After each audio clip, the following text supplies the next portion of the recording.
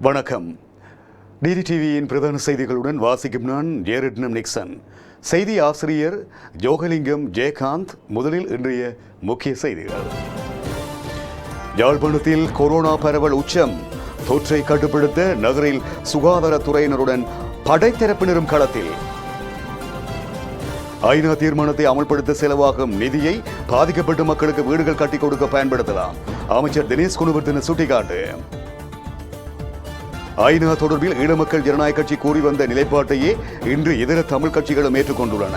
முன்னாள் தவிசாளர் ஸ்ரீ ரங்கேஸ்வரன் சுட்டிக்காட்டு.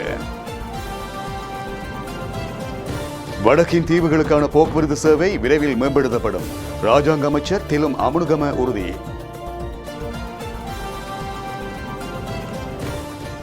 இனி விரிவான செய்திகள். முதலில் உள்நாட்டு செய்திகள். யாழ் மாநகர பகுதியில் அதிகளவான தொற்றாளர்கள் அடையாளம் காணப்பட்டதை தொடர்ந்து யாழ் மாவட்டத்தில் பல்வேறு புதிய கட்டுப்பாடுகள் விதிக்கப்பட்டுள்ளன. குறிப்பாக இன்று காலை இராணுவம், போலீசார் மற்றும் சுகாதார தரப்பினர் இணைந்து யாழ் மையப்பகுதியின் சுகாதார பாதுகாப்பு தொடர்பில் அதிரடி நடவடிக்கைகளை மேற்கொண்டுள்ளனர். இதன்போது அபாய பகுதியாக இனம் காணப்பட்டுள்ள பகுதிகளில் உள்ள கடைகளை மூடியதுடன் பேருந்து சேவைகள் உள்ளிட்டவற்றை கோட்டை பகுதிக்கு கொண்டு செல்லுமாறும் பணிக்கப்பட்டதுடன் பொதுமக்கள் அவசிய தேவை கருதியே இந்த பகுதிக்குள் நுழைய வேண்டும் என்றும் உத்தரவு பிறப்பிக்கப்பட்டிருக்கிறது. அத்துடன் கிருமி நாசினிகளும் பரவலாக விசிறப்பட்டன. முன்பதாக யாழ் நகரின் ஒரு பகுதி தனியாரின் செயற்பாட்டுக்கு மாத்திரம் முடக்கப்பட்டுள்ளது. எனினும் அங்குள்ள வங்கிகள், அரச அலுவலகங்கள் வழக்கம் போன்று செயற்படும் என யாழ் மாவட்ட கோவிட்-19 கொரோனா கட்டுப்பாட்டு செயலணி தெரியப்படுத்தியிருக்கிறது. அத்துடன் யாழ்ப்பாணம் மாநகரின் பண்ணை சுற்றுவட்டத்தில் இருந்து முட்டாசு கடை சந்தி வரையிலான காங்கேசந்துறை வீதியின் இருமரங்கு கடைகளும், வைத்தியசாலை வீதியில் சிவன் பண்ணை சந்தையிலிருந்து மின்சாரம் நிலையம் அமைந்துள்ள பகுதி வரையிலான இருமரங்கு கடைகளும், முனீஸ்வரன் வீதியில் உள்ள அனைத்து வர்த்தக நிலையங்களும், கஸ்தூரியார் வீதி, பழைய தபாலக வீதியில் இருக்கின்ற இரு இடங்களில் இருக்கின்ற கடைகளும், மின்சார நிலைய வீதியில் கேகேஎஸ் வீதியிலிருந்து வைத்தியசாலை வரையும் மூடப்பட்டிருக்கிறது. இதேவேளை முடக்கப்பட்ட பகுதி வர்த்தக நிலைய உரிமையாளர்களும் பணியாளர்களும் வீடுகளில் குடும்பத்துடன் சுய தனிமைப்படுத்தப்பட்டு அந்த பகுதி சுகாதார வைத்திய அதிகாரி ஊடாக PCR பரிசோதனைகளை மேற்கொள்ள வேண்டும் என வலியுறுத்தப்பட்டிருப்பதுடன் அதன் பின்னரே குறித்த பகுதி விடுவிக்கப்படும் போது வர்த்தக நிலையங்களை திறந்து கொள்ள முடியும் என்றும் அறிவிக்கப்பட்டிருக்கிறது. அதே நேரம் பாடசாலைகள் யாவும் வழக்கமாக இயங்கும் என தெரிவிக்கப்பட்டிருப்பதுடன் யாழ் மாநகர சபை சுகாதார வைத்திய அதிகாரி பிரிவில் 8க்கும் மேற்பட்ட மாணவர்கள் தொற்றுடன் அடையாளம் காணப்பட்டிருக்கின்றார்கள். அந்த மாணவர்கள் கல்வி பயின்ற வகுப்புகளும் மூடப்பட்டிருக்கின்றன. அத்துடன் யாழ் மாவட்டத்தில் உயர்தரம், சாதாரண தரம், புலமைப்பரிசில் வகுப்புகள் தவிர்ந்த ஏனைய வகுப்புகளுக்கான அனைத்து தனியார் கல்வி வகுப்புகளும் இடைநிறுத்தப்பட்டிருக்கிறது. அதே நேரம் பூப்பிடித நீராட்டு விழா, திருமண விழா, குடும்ப விழாக்களை மண்டபங்களில் நடத்த தற்காலிக தடை விதிக்கப்பட்டிருப்பதுடன் இந்த விழாக்களை வீடுகளில் 50க்கும் மேற்படாத குடும்ப அங்கத்தவர்களுடன் நடத்தலாம் என்றும் பரிந்துரைக்கப்பட்டிருக்கிறது. அதேபோன்று மரண வீடுகளில் 25 பேர் மாத்திரமே கலந்து கொள்ளலாம் என்றும் 24 மணித்தியாலங்களில் உடலம் அடக்கம் செய்யப்பட வேண்டும் எனவும் வலியுறுத்தப்பட்டிருப்பதுடன் வரவுள்ள புது வருட தினத்தை முன்னிட்டு நடைபெறும் நடைபாதை வியாபாரம் யாழ் மாவட்டத்தில் முற்றாக தடை செய்யப்பட்டிருக்கின்றமை இங்கு குறிப்பிடத்தக்கது. இதேவேளை வடக்கு மாகாணத்தில் மேலும் 80 பேருக்கு கோவிட்-19 கொரோனா தொற்று கண்டறியப்பட்டிருப்பதாக வடமாகாண சுகாதார சேவைகள் பணிப்பாளர் டாக்டர் மருத்துவர் கேதீஸ்வரன் குறிப்பிட்டிருக்கின்றார். அவர்களில் 66 பேர் யாழ்ப்பாணம் மாநகர மத்தி நவீன சந்தை பகுதியில் அடையாளம் காணப்பட்டுள்ளனர். யாழ்ப்பாணம் போதன வைத்தியசாலை மற்றும் யாழ் பல்கலைக்கழக மருத்துவப்பீட ஆய்வுக்கூடங்களில் 677 பேரின் மாதிரிகள் பரிசோதனைக்கு உட்படுத்தப்பட்டன. இதன்படி யாழ்ப்பாணம் மாநகர பொது சுகாதார மருத்துவ அதிகாரி பிரிவில் 77 பேருக்கு கோவிட்-19 கொரோனா தொற்றுள்ளமை உறுதிப்படுத்தப்பட்டிருக்கிறது. அவர்களில் 11 பேர் ஏற்கனவே தொற்றாளர்களுடன் தொடர்புடையவர்கள் என்பதும் சுய தனிமைப்படுத்தலுக்கு உட்படுத்தப்பட்டவர்களாவர். இதேவேளை யாழ்ப்பாண மாநகரில் நவீன சந்தை உள்ளிட்ட கடை தொகுதிகளில் பணியாற்றும் 66 பேருக்கு தொற்று உள்ளமை உறுதிப்படுத்தப்பட்டிருக்கிறது என்பதும் இங்கு குறிப்பிடத்தக்கது. இந்த நிலையில் யாழ் மாநகரம் முடக்கப்பட்டிருக்கும் நிலையில் இலங்கை போக்குவரத்து சபையின் சேவைகளை வீரசிங்க மண்டபத்தின் முன்பாக இருந்து மேற்கொள்வதற்கும் தீர்மானம் எடுக்கப்பட்டிருக்கிறது. யாழ் மாநகரில் கோவிட்-19 கொரோனா தொற்றுக்குள்ளானோருடைய எண்ணிக்கை அதிகரிப்பை தொடர்ந்து மாநகரின் ஒரு பகுதி முடக்கப்பட்டிருப்பதுடன் பேருந்து சேவைகளை நகரின் மத்தியில் இருந்து அப்புறப்படுத்தவும் தீர்மானிக்கப்பட்டது. ஆனாலும் நகரின் மத்தியில் இருந்து வெளியேற மாட்டோம் என இலங்கை போக்குவரத்து சபையினர் முரண்டு பிடித்தனர். ஆனாலும் மாவட்ட கோவிட்-19 கட்டுப்பாட்டு செயலணியின் தீர்மானத்தை மீற முடியாத நிலையில் இலங்கை போக்குவரத்து சபை பேருந்துகள் அடுத்த 10 நாட்களுக்கு வீரசிங்க மண்டபத்தின் முன்பாக இருந்து சேவையில் ஈடுபட முடிவெடுக்கப்பட்டிருக்கிறது. இதே நேரம் தனியார் பேருந்துகள் புதிய பேருந்து நிலையத்திலிருந்து சேவையில் ஈடுபட இருக்கின்றமை குறிப்பிடத்தக்கது. இதனிடையே நாட்டில் நேற்றைய தினம் தொற்றுறுதியான 271 பேரில் அதிகளவானோர் யாழ்ப்பாண மாவட்டத்திலேயே பதிவாகியுள்ளனர். அதன் அடிப்படையில் யாழ் மாவட்டத்தில் நேற்றைய தினம் மாத்திரம் 77 பேருக்கு தொற்று உறுதி இருப்பதாக கோவிட்-19 பரவலை தடுக்கும் தேசிய செயற்பாட்டு மத்திய நிலையம் தெரிவித்திருக்கிறது.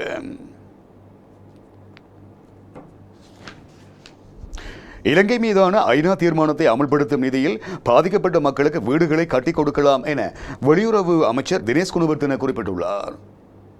ஜெனீவா கூட்டத்தொடரில் இலங்கை மீதான தீர்மானம் குறித்து வெளிவிவகார அமைச்சின் விசேட அறிவிப்பை அமைச்சர் தினேஷ் குணவர்தன நாடாளுமன்றத்தில் சமர்ப்பித்து உரையாற்றும் போதே மேற்கண்டவாறு குறிப்பிட்டிருக்கிறார். இது தொடர்பில் அவர் மேலும் கருத்து தெரிவிக்கையில், ஐநா தீர்மானத்தை அமல்படுத்த அதிகமான நிதி செலவழிக்கப்பட இருக்கிறது. அந்த நிதியை பாதிக்கப்பட்ட மக்களின் நலனுக்காக செலவழிக்கப்பட்டால் ஆரோக்கியமாக இருக்கும்.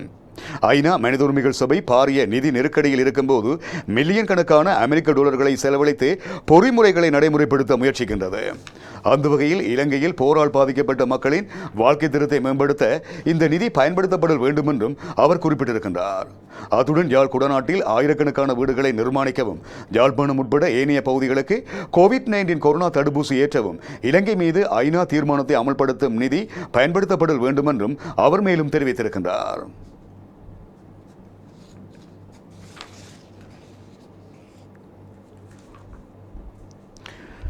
முன்பள்ளி கல்வி தொடர்பான தேசிய கொள்கை ஒன்று வகுக்கப்பட்டிருப்பதாக ராஜாங்க அமைச்சர் PL நிசாந்த குறிப்பிட்டிருக்கின்றார். அத்துடன் அதன் வரைவு ஏற்கனவே கல்வி அமைச்சர் பேராசிரியர் DL பீரிஸிடம் ஒப்படைக்கப்பட்டிருப்பதென்றும் ராஜாங்க அமைச்சர் மேலும் தெரிவித்தார். இது தொடர்பில் அவர் மேலும் குறிப்பிடுகையில், முன்பள்ளி கல்வி நடவடிக்கைகளை முறை சார்ந்ததாக மேற்கொள்ளும் தேசிய கொள்கை ஒன்று இதுவரையிலும் இருந்திருக்கவில்லை. எனவே இது தொடர்பில் முறை சார்ந்த கொள்கையானது நிபுணர் குழு ஒன்றின் ஊடாக வகுக்கப்பட்டிருக்கிறது. அத்துடன் எதிர்வரும் திங்கட்கிழமை அனைத்து பாலர் பாடசாலைகளும் மீள ஆரம்பிக்கப்படும். அதற்காக சுகாதார சேவைகள் பணிப்பாளர் நாயகத்தின் அனுமதி கிடைத்திருக்கிறது என தெரிவித்திருக்கின்ற ராஜாங்க அமைச்சர், முன்பள்ளி மாணவர்களின் சுகாதாரத்தை பாதுகாப்புடன் கொண்டு செல்வதற்கு தேவையான நடவடிக்கைகளை அரசாங்கம் ஏற்கனவே வகுத்திருக்கிறது என்றும் அவர் குறிப்பிட்டார். மேலும் நாட்டில் இருக்கின்ற அனைத்து முன்பள்ளி பாடசாலைகளையும் அபிவிருத்தி செய்வதற்கு அரசாங்கம் கவனம் செலுத்தியுள்ளது. அதற்கான வேலை திட்டங்கள் பல ஏற்கனவே நடைமுறைப்படுத்தப்பட்டிருக்கின்றன. ஒவ்வொரு கிராம அலுவலர் பிரிவுக்கும் குறைந்தது தரமான பாலர் பாடசாலை ஒன்றையாவது ஆரம்பிப்பதே அரசாங்கத்தின் நோக்கமாகும். அவை சர்வதேச தரத்துக்கு அமைவாக நடத்தப்படும் என தெரிவிக்கப்பட்டிருப்பதுடன் பாலர் பாடசாலை ஆசிரியர்களுக்கு கொடுப்பனவு ஒன்றை வழங்கவும் அரசாங்கம் கவனம் செலுத்தியிருப்பதாகவும் ராஜாங்க அமைச்சர் PL நிசாந்த மேலும் தெரிவித்தார்.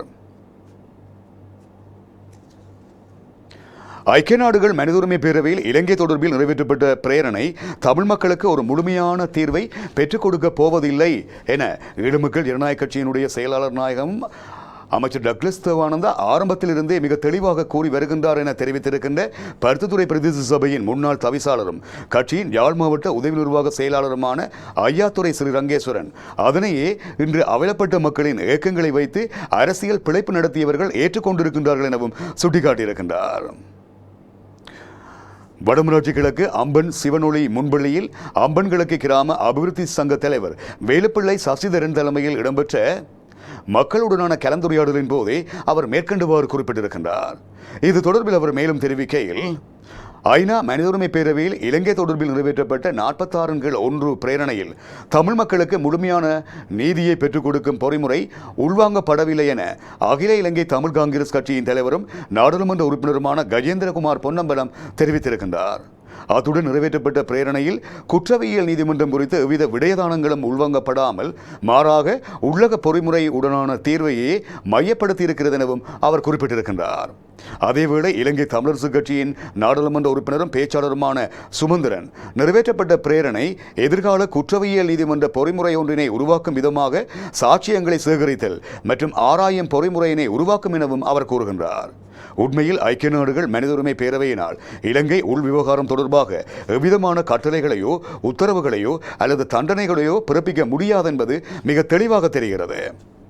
400 சட்டத்தரணி என்ற ரீதியில் இலங்கையில் இடம்பெற்றது இனப்படுகொலை அல்ல என சுமந்திரன் கடந்த நல்லாட்சி காலத்தில் கூறியிருந்ததும் இந்த இடத்தில் நினைவுபடுத்திக் கொள்ள விரும்புவதாக தெரிவித்த ஸ்ரீ ரங்கேஸ்வரன் 1983 ஆண்டு காலத்திலிருந்து மாறி மாறி மத்தியில் ஆட்சி அதிகாரத்தில் இருந்தவர்கள் மீது ஆயுத வன்முறை நீடித்த காலம் வரையிலான காலம் வரை இவ்வாறான மனித உரிமை மீறப்பட்ட குற்றச்சாட்டுகள் சகல ஆட்சியாளர்கள் மீதும் சுமத்தப்பட்டு வந்ததாகவும் அவர் தெரிவித்திருக்கின்றார். இந்த நிலையில் இன்று பாதிப்புக்குள்ளான மக்களுடைய அவலங்களை வைத்து அரசியல் பிழைப்பு நடத்துகின்றவர்கள் பாதிக்கப்பட்ட தமிழ் மக்களின் உணர்வுகளை தங்களுக்கு ஒரு அரசியல் அடித்தளத்துக்கான கருவியாக பயன்படுத்த தமிழ் தேசியம் பேசும் கட்சிகள் முனைகின்றனரே அன்றி உண்மையில் பாதிக்கப்பட்ட மக்களுக்கான தீர்வுகளை பெற்றுக் கொடுப்பதற்கு அல்ல எனவும் இதன்போது சுட்டிக்காட்டிய ஸ்ரீ ரங்கேஸ்வரன் அவர்கள் தமிழ் மக்கள் இவ்வாறு தேசியம் பேசி உறவாடி வாக்கு வங்கிகளை நிரப்புவதற்கும் புலம்பெயர் தமிழர்களின் நிதிகளை காணிக்கையாக பெற்றுக்கொள்வதற்கு இந்த மக்களின் பிரச்சனைகளை பகடக்காய்களாக பயன்படுத்தி அந்த மக்களுக்கான தீர்வை இழுத்தடிப்பு செய்வதிலேயே குறியாக செயற்படுகின்றார்கள் எனவும் ஸ்ரீ ரங்கேஸ்வரன் அவர்கள் மேலும் இதன்போது தெளிவுபடுத்தினார்.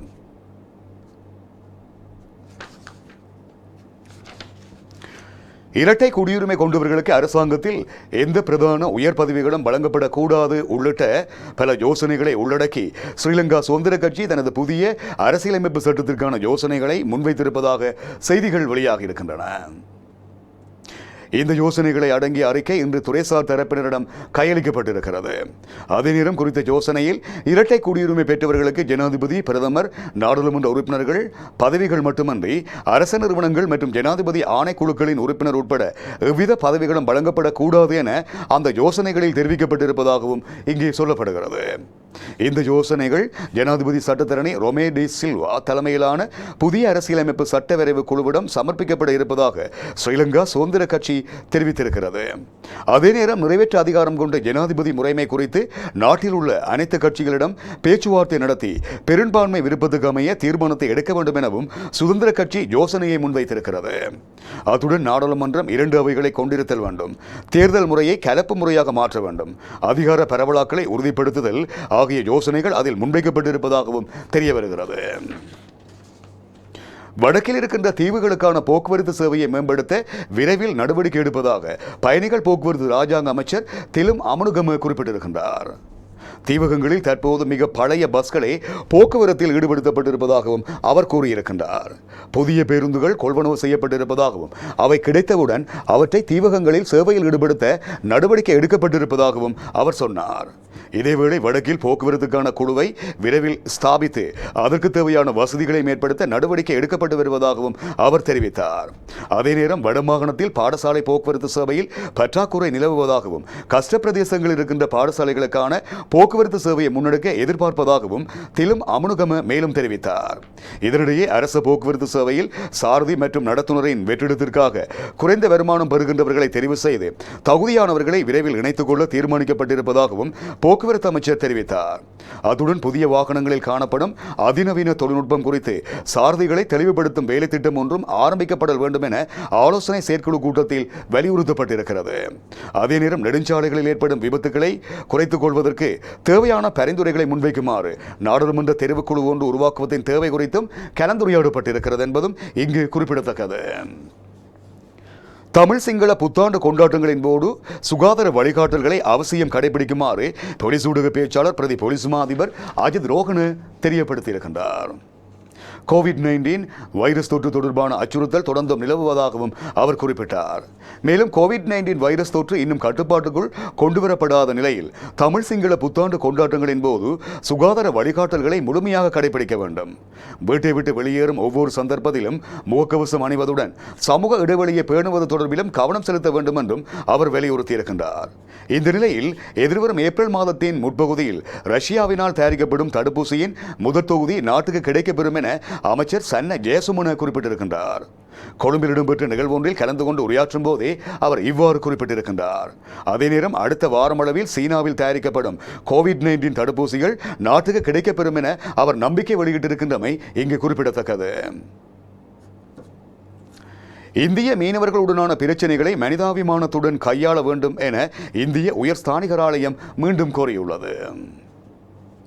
இலங்கை கடற்பரப்பில் நேற்றிரவு 54 இந்திய மீனவர்கள் கைது செய்யப்பட்டமை குறித்து கருத்து வெளியிடும் போதே இந்திய உயர்ஸ்தானிகர் ஆலயம் இவ்வாறு குறிப்பிட்டிருக்கிறது. எல்லை தாண்டிய குற்றத்துக்காக இலங்கை கடற்படையால் நேற்று இந்திய மீனவர்கள் 54 பேர் கைது செய்யப்பட்டமை குறித்து தெரிவிக்கப்பட்டதாக இந்திய உயர் ஸ்தானிகர் ஆலயத்தின் செய்தி தொடர்பாளர் குறிப்பிட்டிருக்கின்றார். இந்திய மீனவர்களுடன் தொடர்புடைய பிரச்சனைகள் மனிதாபிமானத்துடன் தீர்க்கப்பட வேண்டும் என்பதை தாங்கள் மீண்டும் வலியுறுத்துகின்றோம் எனவும் அவர் குறிப்பிட்டிருக்கின்றார். கைது செய்யப்பட்ட மீனவர்களுக்கு அவசரகால பொருட்களை வழங்குவதன் முக்கியத்துவம் வாய்ந்ததென்றும் அவர் சுட்டிக்காட்டினார். இந்திய மீனவர்களுக்கு தூதரகத்தின் உதவியை விரைவாக பெறுவதற்கு இலங்கை அரசாங்கத்துடன் தாங்கள் பணியாற்றி வருகின்றோம் என்றும் அவர் குறிப்பிட்டிருக்கின்றார். நாடாளுமன்ற அறிக்கைகளை 3 மொழிகளிலும் அச்சிடுவதற்கு பெருமளவு செலவு ஏற்படுவதனால் நாடாளுமன்ற உறுப்பினர்கள் விரும்பும் மொழிகளில் அதனுடைய எண்ணிக்கைக்கு அவற்றை அச்சிட நடவடிக்கை எடுக்கப்பட இருப்பதாக சபாநாயகர் மஹிந்த ஜாப்பா அபேவர்த்தன சபைக்கு தெரியப்படுத்தியிருக்கின்றார். நாடாளுமன்றம் சபாநாயகர் மஹிந்த ஜாப்பா அபேவர்த்தன தலைமையில் கூடிய நிலையில் சபாநாயகர் அறிவிப்பு வேளையின் போதே இவ்வாறு அவர் தெரிவித்திருக்கின்றார். அவர் மேலும் தெரிவிக்கையில், நாடாளுமன்றத்தில் சமர்ப்பிக்கப்படும் அறிக்கைகளை 3 மொழிகளிலும் அச்சிட்டு வழங்க பெருமளவு செலவு ஏற்படுகிறது. இதனை கட்டுப்படுத்த வேண்டும். எனவே சபை உறுப்பினர்களின் மேசைகளில் அவர்கள் அறிக்கைகளை பெற விரும்பும் மொழி தொடர்பிலான விவரம் கோரும் படிவம் வைக்கப்பட்டிருக்கிறது.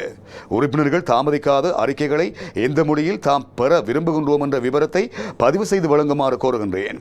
இதனூடாக அறிக்கைகளை தேவையற்ற 3 மொழிகளிலும் பெருமளவு அச்சிடுவதனை தவிர்த்து செலவுகளை குறைக்க முடியும் என்றும் அவர் குறிப்பிட்டிருக்கின்றார்.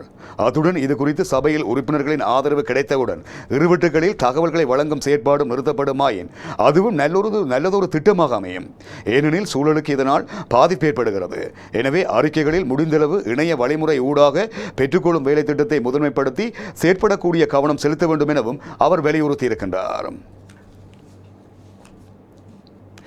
எதிர்வரும் ஏப்ரல் மாதம் 1ஆம் நாள் முதல் நாட்டு அரிசி 1 கிலோ 97 ரூபாவுக்கும், வெள்ளை மற்றும் சிவப்பு பச்சை அரிசி 1 கிலோ 95 ரூபாவுக்கும் விற்பனை செய்வதற்கு நடவடிக்கை எடுக்கப்பட்டிருப்பதாக விவசாய அமைச்சர் விடுத்திருக்கின்ற அறிக்கையில் தெரிவிக்கப்பட்டிருக்கிறது. எதிர்வரும் சித்திரை புத்தாண்டை முன்னிட்டு இந்த நடவடிக்கை மேற்கொள்ளப்பட்டிருப்பதுடன் சிறப்பு அங்காடிகள், சதோச மற்றும் கூட்டுறவு வர்த்தக நிலையங்களில் இந்த விலையில் அரிசியை பெற்றுக்கொள்ள முடியும் எனவும் தெரிவிக்கப்பட்டிருக்கிறது. இந்த விடயம் தொடர்பில் கமத்தொழில் அமைச்சர் மகிந்தானந்த அலத் கமகேவிக்கும் குறித்த வர்த்தக நிறுவனங்களின் பிரதானிகளுக்கும் இடையிலான கலந்துரையாடல் ஒன்றும் அண்மையில் நடைபெற்றிருக்கிறது. இதற்குமைய 4000 வர்த்தக நிலையங்களின் ஊடாக அரிசியை பகிர்ந்தளிப்பதற்கு தீர்மானிக்கப்பட்டிருப்பதாக கமத்தொழில் அமைச்சு தெரியப்படுத்தியிருக்கிறது.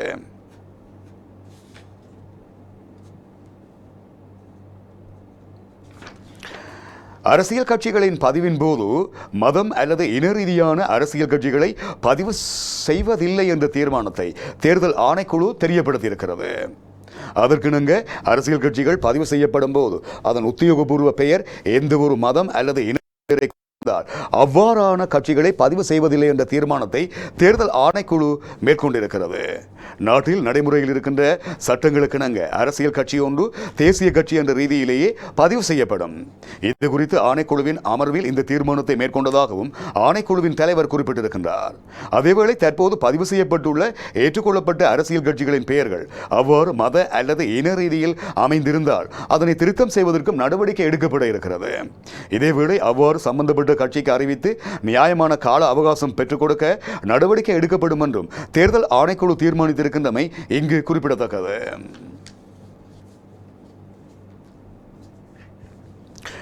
அமைச்சர் ஜான்ஸ்டன் பெர்னாண்டோ உள்ளிட்ட 3 எதிராக கொழும்பு நீதிவான் நீதிமன்றில் கையூட்டல் ஆணைக்குழுவினால் தாக்கல் செய்யப்பட்டுள்ள வழக்கிலிருந்து பிரதிவாதிகள் 3 நிராயுதபாணிகளாக கருதி விடுதலை செய்ய கொழும்பு பிரதம நீதிவான் இன்று உத்தரவிட்டிருக்கின்றார். சதோச ஊழியர்களை அரசியல் செயற்பாட்டில் ஈடுபடுத்தியதனூடாக அரசுக்கு 40 மில்லியன் ரூபாய் நஷ்டத்தை ஏற்படுத்தியதாக அமைச்சர் ஜான்ஸ்டன் பெர்னாண்டோ, சதோசோவின் முன்னாள் தலைவர் ராஜ் பிரியந்த பெர்னாண்டோ மற்றும் முகமது சர்கர் ஆகியோருக்கு எதிராக இந்த வழக்கு தாக்கல் செய்யப்பட்டிருந்தது என்பது இங்கே குறிப்பிடத்தக்கது. கொழும்பு போட் சிட்டி திட்டத்தை முன்னெடுக்கும் சீன நிறுவனம் கொழும்பு துறைமுக நகர பொருளாதார ஆணைக்குழு வரைவை வர்த்தமானியில் வெளியிடுவதற்கான இலங்கையின் அமைச்சரவை முடிவை அது வரவேற்றிருக்கிறது. ஜனாதிபதி கோட்டபாய ராஜபக்ச முன்வைத்த இந்த திட்டத்துக்கு அமைச்சரவை அங்கீகாரம் வழங்கியுள்ளது. கொழும்பு துறைமுக நகர சிறப்பு பொருளாதார மண்டலத்தை நிறுவுவதற்கான திட்டத்திற்கு ஏற்கனவே ஜனவரி மாதம் அமைச்சரவை ஒப்புதல் அளித்திருக்கிறது. இதன்படி கொழும்பு துறைமுக நகரம் சிறப்பு உட்கட்டமைப்பு வசதிகளுடன் கூடிய சர்வதேச வணிக மற்றும் சேவை மையமாக மாற்றியமைக்கப்படும். இந்த நிலையில் குறித்த யோசனையை வர்த்தமானியில் வெளியிட்டு விரைவில் அதனை நாடாளுமன்றத்தில் சமர்ப்பிக்க தேவையான நடவடிக்கைகளை எடுக்கும் வகையில் ஜனாதிபதி கோட்டபாய ராஜபக்ச முன்வைத்த திட்டத்துக்கு இந்த வாரம் அமைச்சரவை ஒப்புதல் அளித்திருக்கிறது. அரசாங்கத்தின் இந்த நடவடிக்கையை வரவேற்கத்தக்கது. அத்துடன் இந்த முயற்சி இலங்கைக்கு அதிக நேரடியான வெளிநாட்டு முதலீடுகளை கொண்டு வரும் என்று தாம் எதிர்பார்ப்பதாக போட் சிட்டி முதலீட்டு நிறுவனமான port city Colombo private limited தெரிவித்திருக்கின்றமை இங்கு குறிப்பிடத்தக்கது. நாடளாவிய ரீதியில் அதிகரித்து வரும் வாகன விபத்துகளை குறைப்பதற்காகவும் வாகனங்களில் உள்ள குறைபாடுகளை நிவர்த்தி செய்யும் முகமாகவும் போக்குவரத்து போலீசாரால் விசேட கண்காணிப்பு நடவடிக்கை முன்னெடுக்கப்பட்டிருக்கிறது. இதன் ஒரு அங்கமாக மன்னார் போலீஸ் அத்தியட்சகர் பண்டுல வீரசிங்கவின் பணிப்புரைக்கு இன்று கண்காணிப்பு நடவடிக்கை நடைபெற்றிருக்கிறது. மன்னார் பிரதான பாலப்பகுதியில் பயணிக்கும் வாகனங்கள் மேற்படி கண்காணிப்பு நடவடிக்கையின் போது முழுமையாக பரிசோதிக்கப்பட்டிருப்பதுடன் வாகனங்களில் காணப்படும் குறைபாடுகளும் போலீசாரினால் அடையாளப்படுத்தப்பட்டிருக்கிறது. அதே நேரத்தில் வாகனங்களில் தேவைக்கு அதிகமாக பொருத்தப்பட்ட அலங்காரங்கள் மற்றும் உதிரிப்பாகங்களை அகற்றுமாறு வாகன உரிமையாளர்களுக்கு பணிக்கப்பட்டிருப்பதுடன் போலீசார் மற்றும் மோட்டார் வாகன பரிசோதகரினால் அடையாளப்படுத்தப்பட்ட குறைபாடுகளை 10 நாட்களுக்குள் நிவர்த்தி செய்து ஆவணங்களை உரிய அதிகாரிகளிடம் ஒப்படைக்குமாறும் பணிக்கப்பட்டிருக்கிறது. மேற்படி போக்குவரத்து கண்காணிப்பு நடவடிக்கைகளின் போது அடையாளப்படுத்தப்பட்ட குறைபாடுகளை குறித்த காலப்பகுதியினுள் வாகன உரிமையாளர் நிவர்த்தி செய்யாத பட்சத்தில் குறித்த நபர் மீது வழக்கு தாக்கல் செய்யப்பட இருக்கின்றமை இங்கு குறிப்பிடத்தக்கது. உள்ளூர் செய்திகளில் நிறைவாக ரவி கருணாநாயக்க உள்ளிட்ட பிரதிவாதிகள் 7 பேரை கைது செய்வதற்கு பிறப்பிக்கப்பட்டிருக்கின்ற பிடியாணையை சட்ட வலுவற்றதாக்குமாறு கோரி தாக்கல் செய்யப்பட்டுள்ள மனுவை முன்கொண்டு செல்வது தொடர்பில் எதிர்வரும் மே மாதம் 7ஆம் நாள் சமர்ப்பணங்களை முன்வைக்குமாறு மேன்முறையீட்டு நீதிமன்றம் இன்று உத்தரவிட்டிருக்கிறது. 2016ஆம் ஆண்டு இலங்கை மத்திய வங்கியினால் முன்னெடுக்கப்பட்ட முறிகள் ஏலத்தின் போது 50 பில்லியன் ரூபாவுக்கும் அதிக பெறுமதியுடைய முறிகள் தவறான முறையில் பயன்படுத்தப்பட்டிருப்பதாக தெரிவிக்கப்படும் குற்றச்சாட்டு தொடர்பில் இந்த மனு தாக்கல் செய்யப்பட்டுள்ளது. இந்த நிலையில் சம்பவம் தொடர்பில் முன்னாள் அமைச்சர் ரவி கருணாநாயக்க விளக்கமறியலில் வைக்கப்பட்டிருப்பதாக பிரதி மென்றாடியார் நாயகம் மிலிந்த குணதிலக மன்றுரைத்திருக்கின்றார். இதற்கமைய குறித்த மனுவை தொடர்ந்தும் முன்கொண்டு செல்வதற்கான அவசியம் தொடர்பில் கேள்வி எழுவதாகவும் அவர் இதன்போது சுட்டிக்காட்டியிருக்கின்றார். அந்த செய்தியின் பார்வையோடு நான் விடைபெறுகின்றேன். விளம்பர இடைவேளையை தொடர்ந்து வெளிநாட்டு செய்திகளை வாசித்தளிப்பார் ஸ்டாலின் ஸ்டீவன். வணக்கம் நேயர்களே.